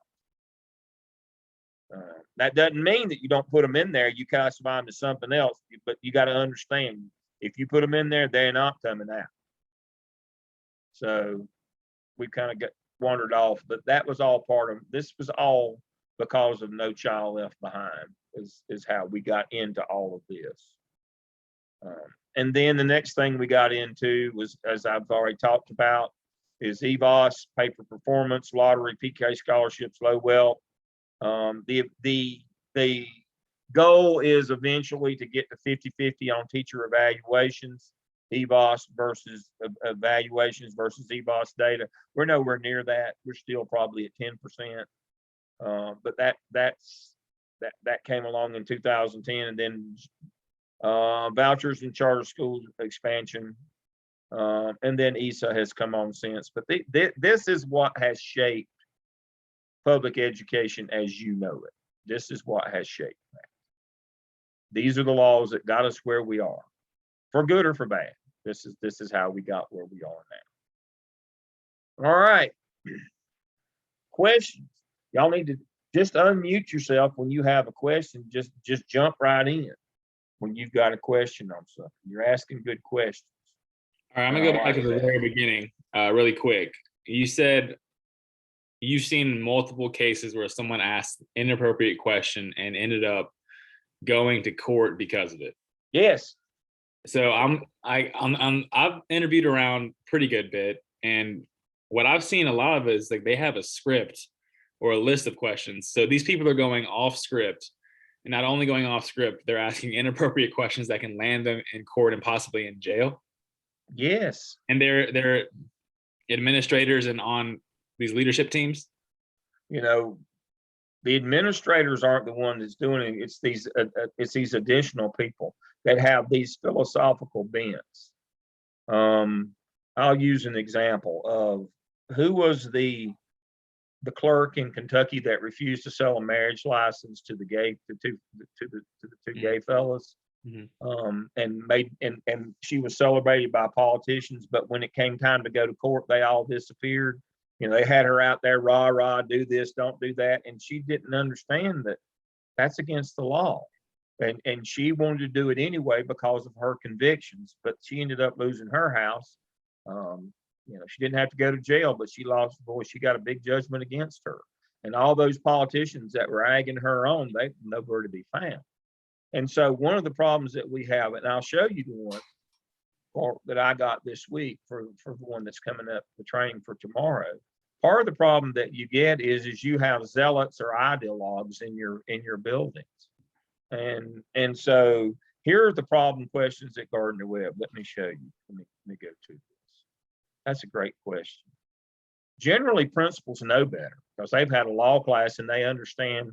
But a lot of folks think, well, I'll do this and somebody will protect me in court, or when I go to court, they'll never convict me, or all these political cronies of mine will come to my rescue. That's not happening. And so let me go here. Looks like I got kicked out of my email. Maybe it'll come back. So what, just as a, kind of a guess, all in statistics is swag. What might you think we might have ideologues on at Gardner Webb? Things that, right here it is. Let's see if it'll open.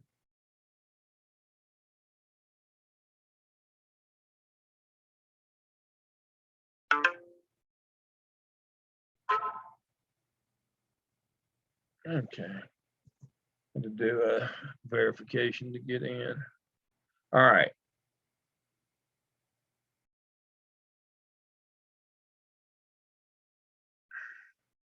This is the one that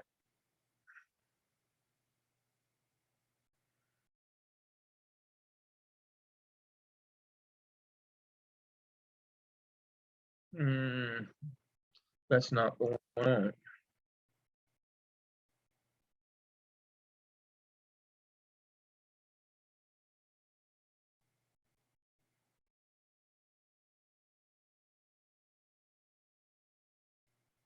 Right here. These are the ones. So, are you a U.S. citizen? Are you authorized to work? And so that's a big thing now. You know, obviously one political party, you know, wants to build a wall, and it's just they're all about, are you a citizen? Where are you from? What, you know, I mean, and then, you know, trying to walk a fine line here. This is the kind of stuff that I thought we'd put to bed 25 years ago that has popped back up. This has become the big thing now. Citizenship, your native language, how long have you been here? What religion are you? Are you Muslim?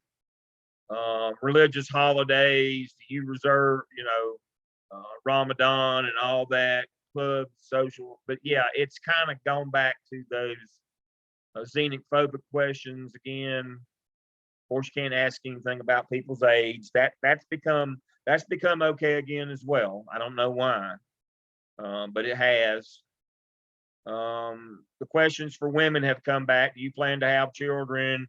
Babysitter? Are you going to get pregnant? Why do you use your maiden name? All that kind of stuff has come back again.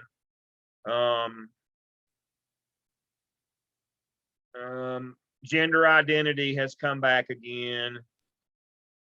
Dr. Lamb, when you say come back again, that means people asking those questions, but it's still against the law to ask those Yeah, it's questions. against the Right. law. But the thing is, we stopped doing that stuff like 25 or 30 years ago. And everybody kind of decided, yeah, that's not the right thing to do when we moved on. But now we've circled back again. And now we're asking. I never thought I'd live long enough to see us go this far back. I'm serious. We have taken a hard right back in terms of what we used to. We never thought about asking about if a woman she's going to get pregnant or not, or baby, or daycare, or why she didn't take her husband's last name, or you know, what language do you know? Where are you from? You know what? But all that stuff is back in front of us again, and people are going out. People are going out and asking these things. And so I got a call not long ago from my friend Steve Thurk. Steve is the university counsel. He's the attorney for the university, and he called me to ask about a student. And you'll pardon me, I'm trying to find her picture here. And so she's one of my favorites ever. And he called me to ask about her. And he said that he had met her and she seemed like an awfully nice person, and smart and intelligent, and you know, fill in the blank here with all these, you know, the good things about her, and wondered why she no longer worked at the university. And I said, because she's not a Christian, because she's a Muslim. And he said, you mean to tell me that somebody actually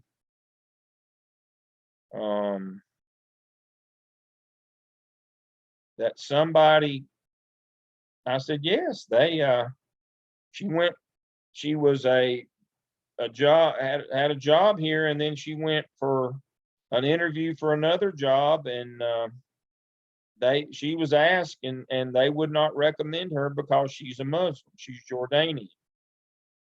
And you'll pardon me that I can't find her picture, even though I know I have it.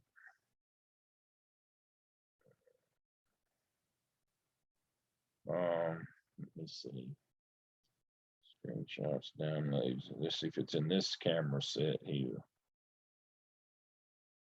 There she is.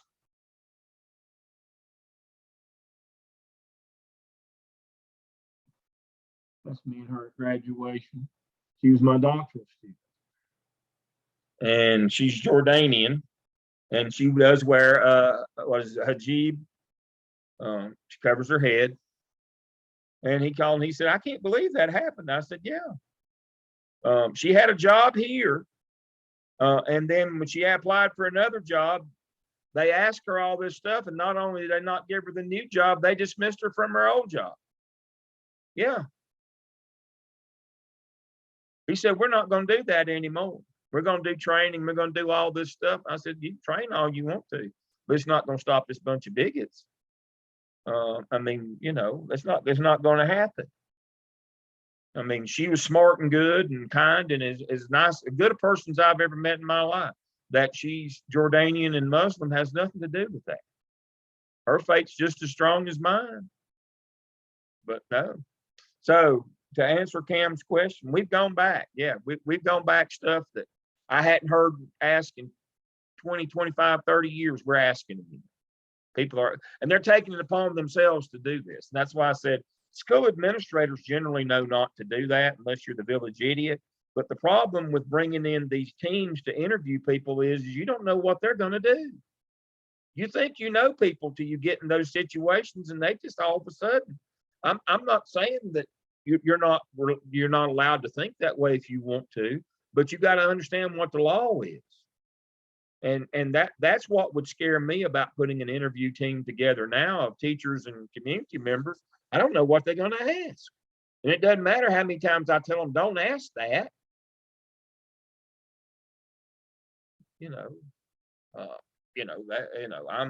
I'm representing my tribe. All this that's going on nowadays on both sides. I'm representing my squad, my tribe. Well, I'll just tell you, you'll lose your job if you're a school administrator, and if you participate in that or you allow that to happen on your watch, it will not go well for you. But yes, those kinds of things are coming back. That's why you see those. We're going to get trained tomorrow. Don't ask any of those questions. Now, I don't know. So I know three of the people and the other lady. I don't think anybody's going to bust out now. But now, one of my work partners, the last one he was on for the English department, you get campus-wide people. There were some inappropriate questions asking that one. And they had to stop the search, and they didn't get a person this past year. Let me say that again. The lady resigned in the spring of 21. She resigned her professorship and went on. They formed a committee. They got started. Inappropriate questions was asked. The search was stopped. It was postponed. They had to go a whole year without anybody. And they advertised again, and they're going to bring somebody in this August. Yeah, that's what happens when you do dumb things like that. They were told not to ask those questions. Of course, the first thing they asked them to know if she's a Baptist or not.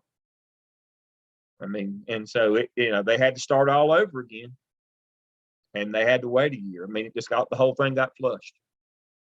That's what I'm talking about. There's some old school people at Gardner Webb. If you're not a Baptist, we can't, But see, the thing about it is I'm a Baptist, and I'm not half as good a person, as the Jordanian lady, as Razan. She's twice as good a person as me, and she's Muslim. So what's that mean? Just because I'm Baptist and she's not? It ought to be the content of your character, not the color of your skin, or what, that she's browner than I am and that her religion is different. That should not matter. But we've gone back to that again, folks. We're circling back. That notion of, but see, we want to go back before Brown. We want to go back before civil rights is what I'm afraid of. We've become very xenophobic again. We want to close the borders. We want to do all these things. But, until the laws change, if you ask those things, you're going to be in big trouble. Or if you form committees and people on those committees don't listen to you and ask what they want to. So my advice to you is if you're going to put together a team, I'd make sure I know the people that they aren't these ideologues, these crazies. I used to say storm the Bastille, seeing how I was born on Bastille Day. You know that story in France. But now I'd make sure I didn't hire people or get people on the committee that would storm the Capitol. That's a more relevant and recent reference. I'd make sure I didn't get those people that, just carried things too far. From a legal perspective, what makes it allowable for a university? Because I know, like, when I applied for acceptance to Gardner Webb, they asked religious-based questions. So what is the difference where that's an allowable option for students, but not for staff? It was an allowable option because Gardner Webb is private and they didn't take federal money. Gotcha. We had the Anderson grant, which is a far right conservative group. It's actually a PAC, a political action committee, that said, we want you to do this. And when colleges, private colleges, public colleges don't have, when private colleges said, but if we do that, we can't get federal funds, they said, we'll give you that money. But now we walked away from the Anderson grant 2 or 3 years ago so that we could get federal money. And that's when we've had to start cleaning up our act. That's when Steve got involved, and we can't ask these questions for students or employees now because we have given up federal money. I mean, we want federal money. We've given up the Anderson grant, this political action committee grant that we had that substituted for the federal money. Dr. Lamb, if they make it optional, is it allowable? An optional question, like on a application or something? It's according to who it is again. If it has nothing to do with your job, it's illegal. But if it could be related to your job, then, if we're hiring you to work in the divinity school, we have to ask you. If you're teaching religion and philosophy or you're in the divinity school, we got to ask you. Certain things you got to be asked. But now to work in the College of Education, it shouldn't matter what religion I am, good, bad, or indifferent, or even if I am. Now, one of the things that they're asking them to affirm now that you understand that it's a faith-based institution. So that, and that they expect you to have faith in something. Well, I have a lot of friends who go, every Sunday as well, but they go to the ball game. They have a lot of faith in ball games, not. And so what does faith-based mean? And so everybody's trying to dance around the issues now. Gardner Webb is trying to clean up their act because they want federal money. Now, I don't know if they'll be able to or not, because a lot of the folks there have been there for a long time and they didn't have to do better. Again, they didn't have to. They had the Anderson grant money that would replace the federal money. They didn't have to do better. And, and there's cliques, there's a pretty big Methodist clique at Gardner Webb. Sprinkle them and let them go to hell, as we say of Methodists, as Baptists, we're full of immersion people. But it's kind of been accepted that you were either Baptist or Methodist. We didn't hire Jewish people or Catholic people. We certainly didn't hire Muslims. But hopefully that will change. But yeah. But but just as we're trying to get started in the right direction here, nationwide, we're circling back to a time in the past, which is really troubling and concerning for me, is that the world's not going to look like me a whole lot longer. And, we need to learn to accommodate that things change. And so I was hoping that Gardner Webb could see their way to understanding that. But now there's a big push to go back. But as long as we're taking federal money, we're going to have to clean up our act. And that's what Steve's concerned about. That's a good thing. I'm curious. Other questions? Sorry. I'm curious about what kind of interview questions are kind of take you by surprise as not being allowable. Like many of the examples that you gave, I kind of was like, yeah, no, you definitely can't ask that. But I had a conversation this past weekend with somebody who's in the interview process, and they said they were asked like how much they are making in their current position. And they said, you can't ask that because it perpetuates historical inequities across people. So if somebody historically was not making an appropriate amount, you can't like ask that question and then make them an offer based on the lower rate they're currently making. And I was like, that's interesting. That's not something I would have thought of. Like, it made sense when he explained it, but it's interesting to hear about like questions that you wouldn't necessarily immediately think of as being something probably not allowable in an interview. I think that's a lot of people get tripped up sometimes too. Yeah, and so I've got a list of interview questions that you can ask. That's under Zoom 2 tonight, is interview questions that you can ask. But the way that Gardner Webb gets around the how much are you making now question is what is your salary expectation? And so you can't ask that. You know, you're not supposed to ask how much you're making now, but you can ask what your expected salary would be. And we do, especially when we're hiring. Now, we don't generally ask that when we're hiring professors. One of the committees I was on, like for an admin or something like that, we ask that. But now professorship is on a scale that, you know, this is how much it pays. And it doesn't matter how much you're making, but when we they set a range on all staff, you know, non-faculty positions. They set a range and they ask somebody what their expectation is, because we know whether it fits that range or not.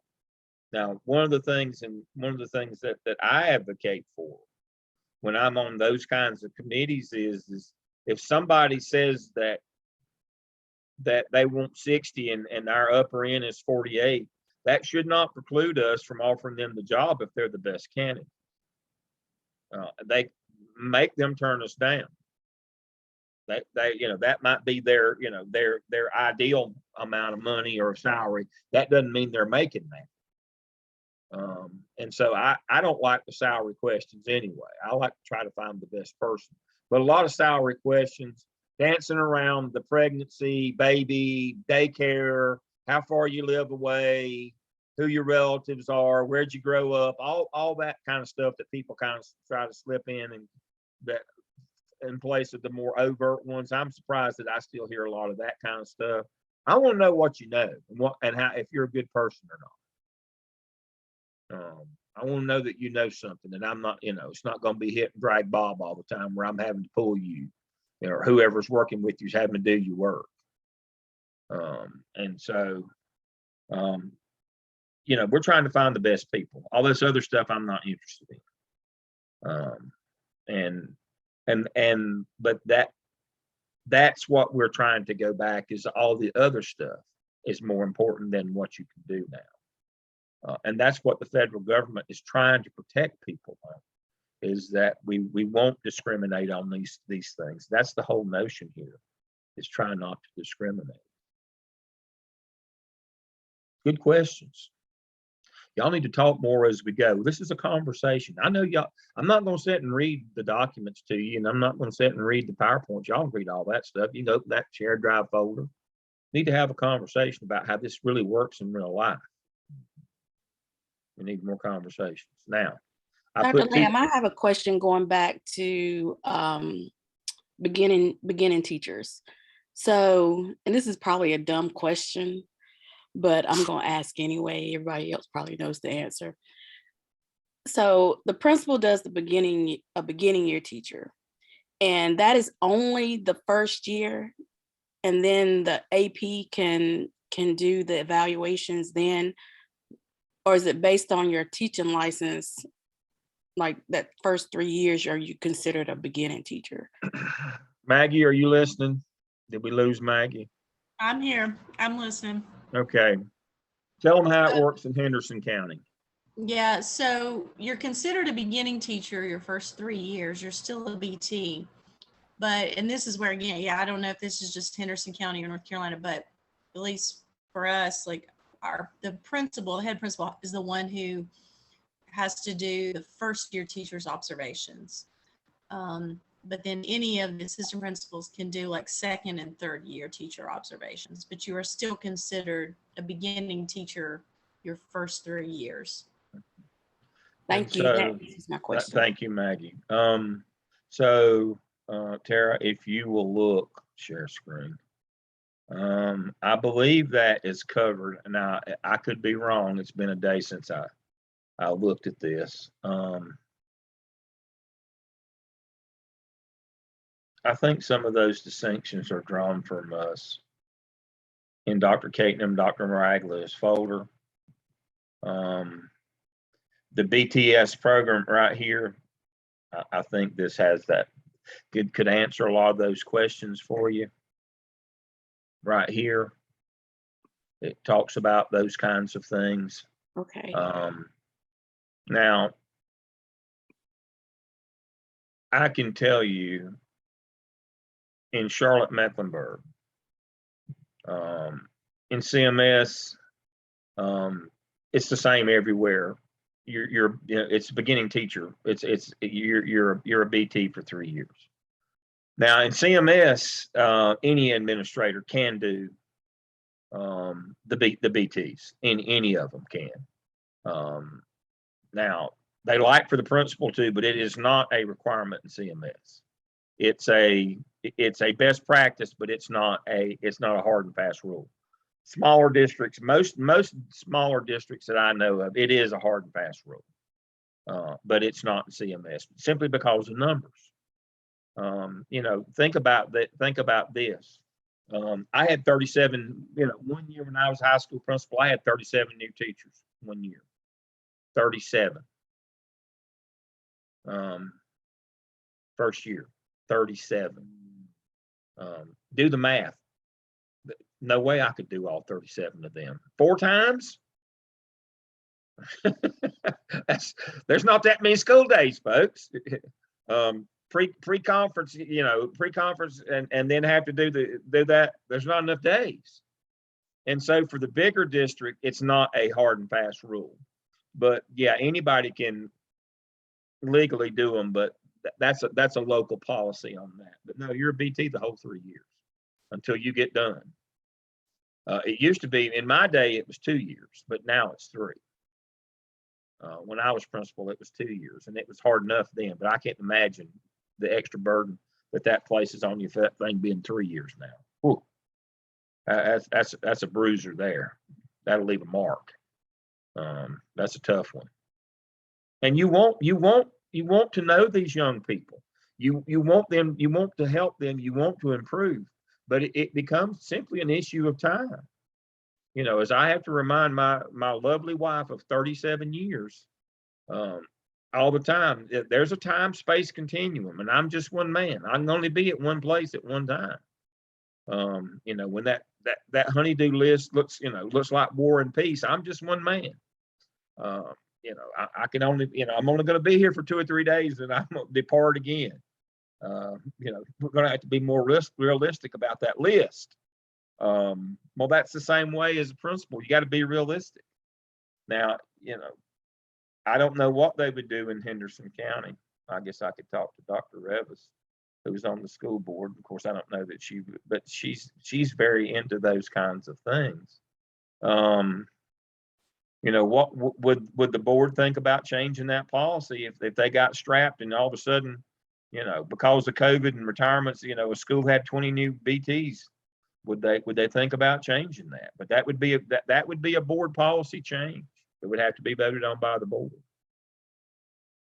But yeah, I mean, you do what you have to until you can't. So looking ahead, it's time to start your OMA. I put a couple things under OMA tasks and prompts that are really going to help you. It goes against my nature to be this nice, but I guess I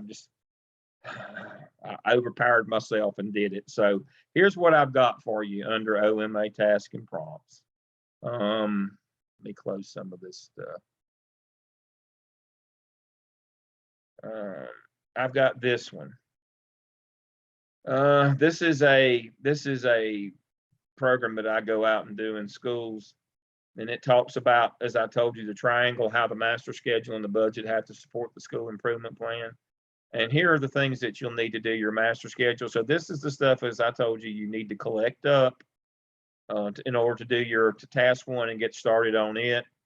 You'll need your report card, your EVOS school report, the school improvement plan, the master schedule, but from current one, the duty roster, that's during the day, supervision, teacher working conditions survey, your latest accreditation report, and your faculty handbook.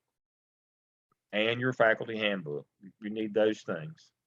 And of course, here's how we'll go through the rationale. When we get there, we'll look at federal law. You got to look at that, your state law, Board of Ed policy, best practices, teacher input. So I've added that under OMA materials. I think it's OMA task and prompts right here.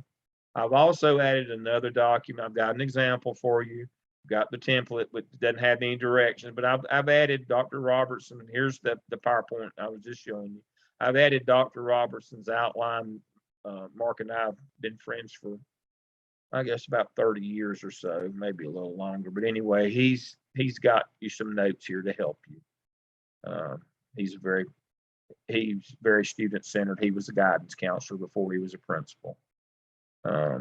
I won't hold that against him. He's really good, but he works with us, and here's his notes that will help you. So I've added those two things. So let me encourage you to go ahead and get started on your task one.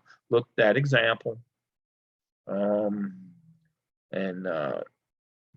what I will do probably after class for Cam is I'll see if I can find a South Carolina example for you, Cam, to make sure you got something, because some of these things are a little bit different, and I'll make sure that you've got one. And I'll do that in a few minutes here.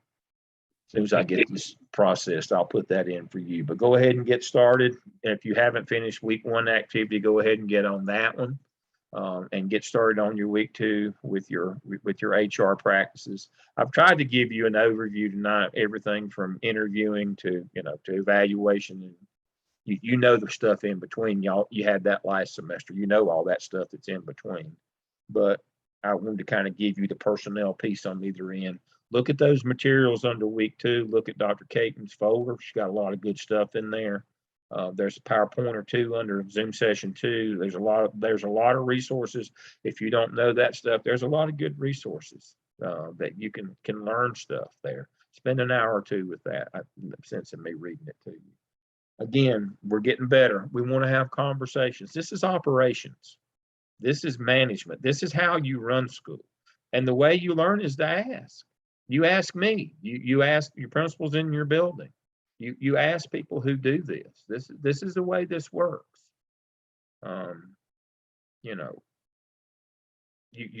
What we want is we want you to know what the job is and how to do it. We want you to know what you don't know. We want you to be prepared. As we said, there's no crying in baseball. There's no crying in school administration. If you get in this and you say, well, this wasn't what I was expecting, then I have completely failed you. Because this is the operation semester. When you leave here this semester, you're supposed to know how school works. Not what's written down, but how school actually works. And if you do, then I've done my job. I appreciate your time as always. Thank you for being with me tonight, and I will see y'all next week.